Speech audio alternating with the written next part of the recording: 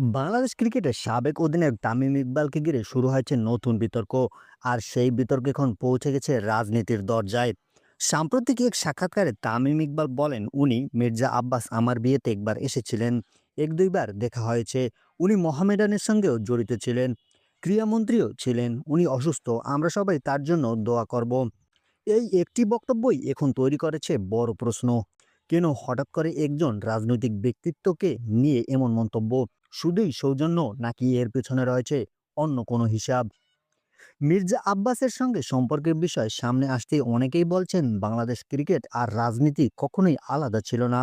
আর এই জায়গা থেকেই উঠছে সবচেয়ে বড় প্রশ্ন, তামিম ইকবাল কি ভবিষ্যতে বিসিবিতে বড় কোনো পদে আসার প্রস্তুতি নিচ্ছেন?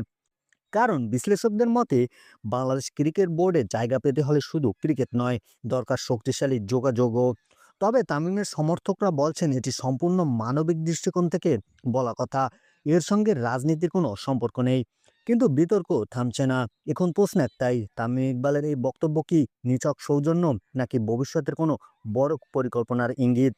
আপনার কি মনে হয়? অবশ্যই কমেন্ট বক্সে কমেন্ট করে জানাবেন। আর ভিডিওটি ভালো লাগলে লাইক করবেন, চ্যানেলটি সাবস্ক্রাইব করবেন।